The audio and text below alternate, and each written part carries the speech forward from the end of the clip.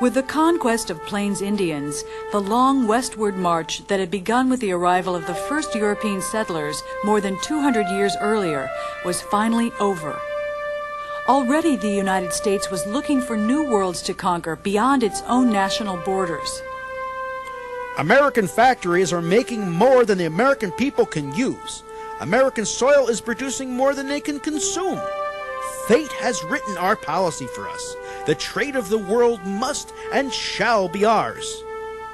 As Senator Albert J. Beveridge pointed out so boldly, in order to keep growing, America's booming industrial economy needed new sources of raw materials and new markets.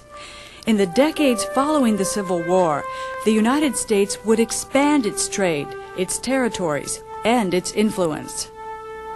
Give me 50, 40, 30 more years of life, and I will engage to give you the possession of the American continent and control of the world.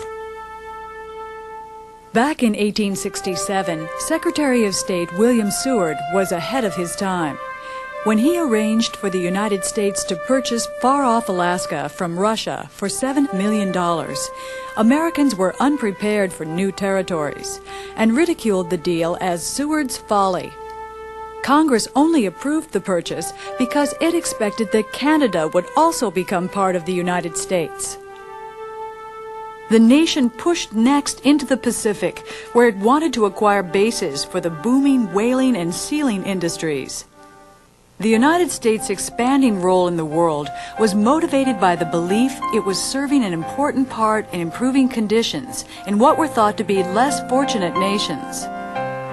American missionaries fanned out across Latin America and Asia to Christianize and improve the lives of non-Western peoples. In Hawaii, American missionaries brought schools, medicine, and new farming techniques. Unfortunately, Americans also carried diseases that devastated Hawaii's Polynesian population. American colonists converted the Hawaiian Islands into thriving sugar and pineapple plantations, forcing surviving Hawaiians to work in the cane and pineapple fields. Needing more workers, planters imported cheap labor from China, Japan, and Portugal. In doing so, they created Hawaii's unique multicultural society. The United States also had a growing interest in the affairs of its next-door neighbors in the Caribbean. As the eagle flies, Washington, D.C. is closer to Havana, Cuba than to Houston, Texas. This closeness meant that events in Latin America had a direct impact on American national security. Americans had first established their interest in the region back in 1823, when President Monroe warned Europe against future colonization of the New World. By the late 19th century, American policymakers were using the Monroe Doctrine to insist that European nations respect the sovereignty of Latin American nations. But the European powers paid scant attention to American warnings, for the United States Navy was small and outdated. Concerned about national defense, Congress in 1883 authorized construction of 4 steel-clad warships, the start of a modern, state-of-the-art American Navy. In the late 19th century, the American Navy became very important because Americans were trying to develop overseas markets. Out of the factories poured more goods than we could consume. So we sought new outlets for all those excess products that our factories produced. And the Navy became the link between continental United States and other parts of the world. And it was a part of our rise in the world as a major nation. We were on our way to becoming the world's most powerful nation. And a nation without a first-class Navy would never be a first-class power. In 1890, an obscure naval officer by the name of Alfred Mahan published The Influence of Sea Power Upon History, a book in which he argued that all the great nations in history had gained their power through control of the seas. Mahan gave American policymakers a blueprint for both a consistent foreign policy and national greatness. Congress responded by increasing its appropriations for new ships. By 1900, the United States Navy had 15 first-class battleships, 1 second-class ship, and 5 modern armored cruisers. In 20 years, it had risen from the 13th to the 3rd largest navy in the world. And even before the turn of the new century, the nation had an opportunity to test the strength of its Great White Fleet.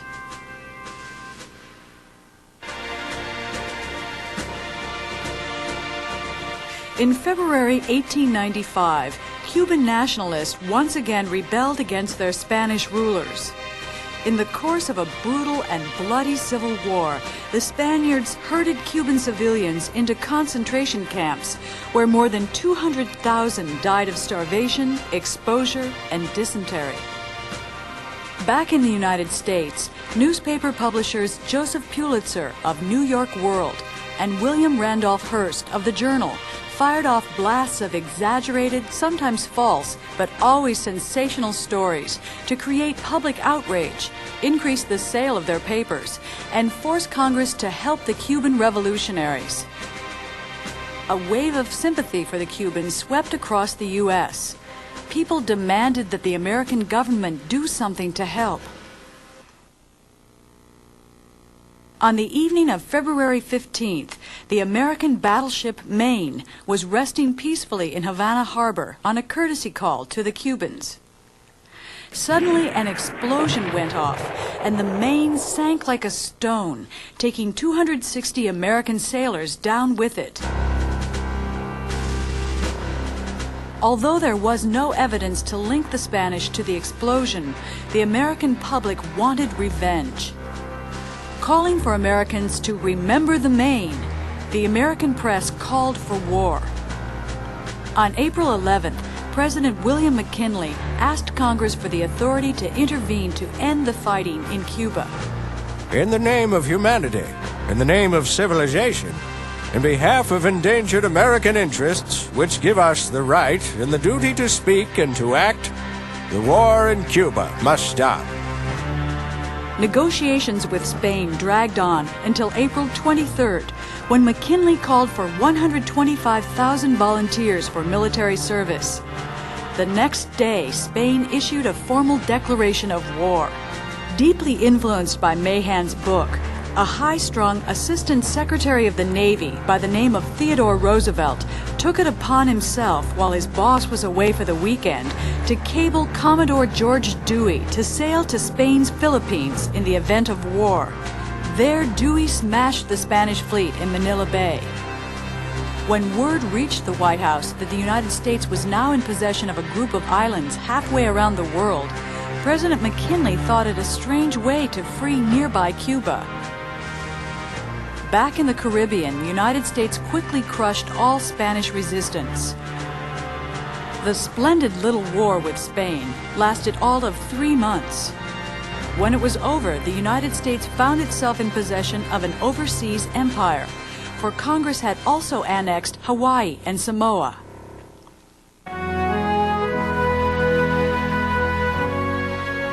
Conquest raised many new questions. What, for example, would be the fate of the millions of non-whites now living under American sovereignty? Were the new territories colonies? Could they become states? Were they protected by the U.S. Constitution? The United States would come up with different answers for its new possessions. In the late 19th century, Germany, Italy, and Japan joined Europe's older empires in the rush for overseas possessions. European nations carved up large sections of Africa. England and Germany pushed for economic control over many Latin American nations, while France took over large sections of Indochina. By 1914, more than 80% of the world's land was under European control. Believing that Americans were among the great fighting races of the world, Theodore Roosevelt and other expansionists wanted the United States to keep its newly won territories as part of an American world empire. Many American policymakers were excited about the foothold that the Philippines gave the United States in the commerce of Asia. In order to gain access to the huge Chinese markets, Secretary of State John Hay called for an open-door policy in which European nations would agree to the right of free trade for all nations wanting to do business in China and pledge to respect Chinese independence. At first, President McKinley was unsure about what to do with the Philippines, but after weighing all of the options, finally made his decision. Take them all and educate the Filipinos, and uplift and civilize and Christianize them, and by God's grace do the very best we could by them as our fellow men for whom Christ died. These sounded like noble sentiments, but what did the Filipinos think of all of this? Filipino leader Emilio Aguinaldo insisted on his nation's independence and led an armed resistance against the Americans that would continue for 3 years and cost more than 4,000 American and more than 200,000 Filipinos lives. Back home, opposition to the war grew quickly. The Anti-Imperialist League vigorously opposed the war. Their members included such prominent Americans as former Presidents Benjamin Harrison and Grover Cleveland, industrialist Andrew Carnegie, and writer Mark Twain. Senator George F. Hoar of Massachusetts denounced the United States for descending from the ancient path of Republican liberty which the Founding Fathers trod down into the modern swamp and cesspool of imperialism. Imperialism is defined generally as the activities of one society to control the affairs of another. Generally, it can be accompanied by colonialism, actual physical occupation of another society, but it doesn't have to be. It can be simply sufficient political power or sufficient economic power, and often cultural influence, so much that the imperial society has an overweening, a dominant say in what goes on in the other society. As the Filipino-American War dragged on, atrocities committed by both sides turned the fighting vicious. American troops tortured and killed prisoners, slaughtered whole villages, and destroyed their crops in order to starve the Filipinos into submission. Thousands of civilians died in concentration camps. So how did Americans justify such atrocities? Americans and Europeans alike believed that it was the white man's burden to uplift and civilize those whom President McKinley called our little brown brothers. The notion of the white man's burden developed as a way of saying that the West, and in this case the United States, had to use that superiority to take civilization, as it was understood, to other parts of the world. In 1902, the San Francisco Argonaut defended the atrocities committed by American soldiers. They are indolent savages. We do not want the Filipinos, we want the Philippines. But unfortunately, they are infested by Filipinos. They are indolent. They raise only enough food to live on. They don't care to make money. And they occupy land which might be utilized to much better advantage by Americans. Therefore, the more of them killed, the better. Comparing the Filipinos to Apaches and the anti-imperialists to Indian lovers, Theodore Roosevelt insisted on America's right to rule. We govern the Indians without their consent. We govern our territories without their consent. We govern our children without their consent. The imperialist press and Teddy Roosevelt represented only one extreme school of American thought about foreign peoples. Once the Filipino War ended in 1902, the U.S. government and American missionaries worked to improve the lives of Filipinos, constructing schools and hospitals, and setting up a civilian government. The United States would not grant the Filipinos their independence until the end of the Second World War.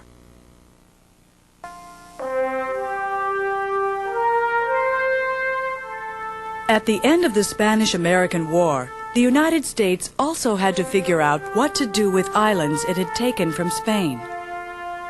The United States retained Puerto Rico and Guam, but Americans had no intention of annexing Cuba. When the U.S. forces left, they left behind something called the Platt Amendment that the Cubans had to adopt into their constitution by force. The U.S. obliged them to do it, or the troops wouldn't have left. That clause gave the United States the right to intervene in Cuban affairs. So on the one hand, Cuba is an independent country, but it really isn't fully, because here's this clause in its constitution. By the mid-1920s, the Americans controlled the Cuban economy and owned 2/3 of all Cuba's sugar plantations, an arrangement enforced when necessary by U.S. troops. We went down to Cuba, for example, and eastern Cuba found a tremendous resource of iron ore that could be shipped very cheaply up to the United States and used for the further production of steel. We found copper in Chile. We found other mineral resources in other areas and brought them into the United States. So we were looking not just for markets to sell our goods in, but we were looking also for markets so that we could buy raw materials, bring them to our manufacturing centers, and produce more and more of the goods we were producing.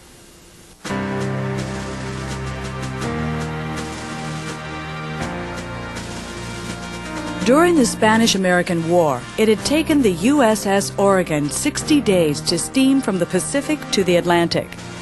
A canal linking the Pacific and Atlantic Oceans would be good for both the American Navy and for trade. When President McKinley was killed by an assassin's bullet in 1901, Vice President Theodore Roosevelt became president. Roosevelt stated his foreign policy in the menacing phrase, "Speak softly and carry a big stick."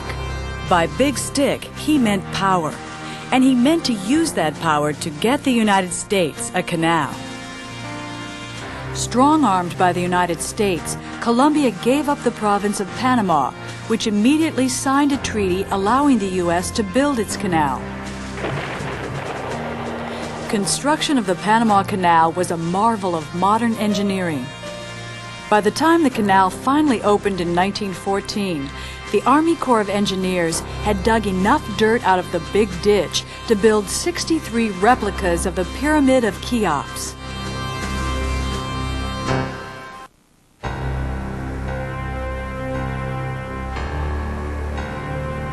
At the turn of the century, the nations of Latin America were in turmoil. Great Britain and Germany had on more than one occasion threatened to take over Venezuela for failure to repay its loans. The last thing the United States wanted was Europe meddling in Latin American affairs. Another nation, the Dominican Republic, had been continually ripped by revolutions since 1899. I have the same desire to annex it as a gorged boa constrictor might have to swallow a porcupine wrong end too, said Roosevelt. But by the spring of 1904, he thought he might have to do nothing but what a policeman has to do.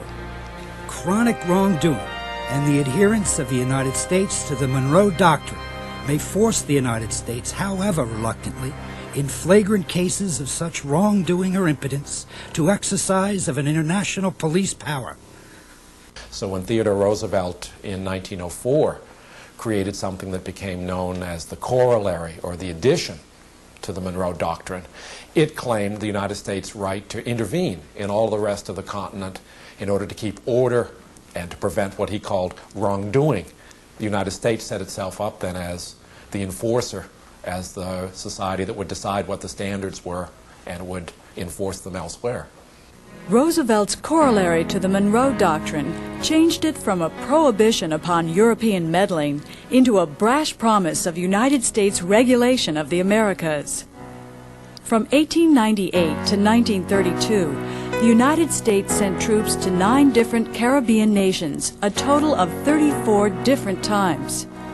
In the process, small Latin American countries became tied more closely to the United States, both politically and economically. Believing that the infusion of American business dollars would stabilize the Caribbean region and keep Europe at bay, Roosevelt's successor as president, William Howard Taft, pursued a policy of dollar diplomacy, using American naval power and diplomatic pressure to help American businesses move into new markets in Latin America. By the 1920s, the United States bought nearly 60% of all Latin American exports and sold the region nearly 50% of its imports. American corporations, like the United Fruit Company, which became the largest landowner and employer in Guatemala, were powerful forces in many Latin American countries. Today, historians and policymakers continue to debate whether U.S. involvement in Latin America did more good or harm to the region. One school of thought argues that American investors transformed jungles into productive farmlands, built hospitals and sanitation facilities to eradicate disease, and constructed railroads, ports, and schools as they developed the economies of host countries. Others contend that American corporations controlled and exploited host countries by bribing politicians, stealing their natural resources, stunting their economies, and exploiting their people. And in the process, American businesses left a legacy of distrust and hatred for what some Latin Americans call Yankee imperialism. When Woodrow Wilson became president in 1913, he wanted to reform American foreign policy as well as domestic politics. Both, he believed, should be conducted in accordance with America's own democratic principles. Wilson opposed Taft's dollar diplomacy as an extension abroad of American monopolistic business practices. He promised the nations of Latin America that the United States would never again seek one additional foot of territory by conquest. But as president, Wilson did not hesitate to send American troops into 5 different Latin American countries: Nicaragua, Haiti, Cuba, the Dominican Republic, and Honduras. Wilson's intervention in Mexico's Revolution of 1914 antagonized rebel leader Pancho Villa, who in 1916 invaded the United States and shot up the town of Columbus, New Mexico, killing 6. Outraged at the assault, Wilson sent General John J. Pershing and 6,000 troops 300 miles into Mexico for an unsuccessful hunt for Villa and his men.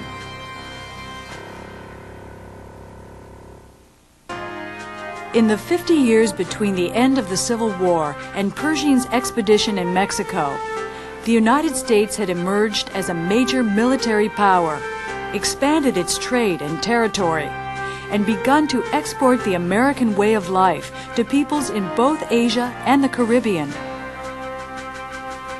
A great war waging in Europe would soon draw the United States even more deeply into world affairs.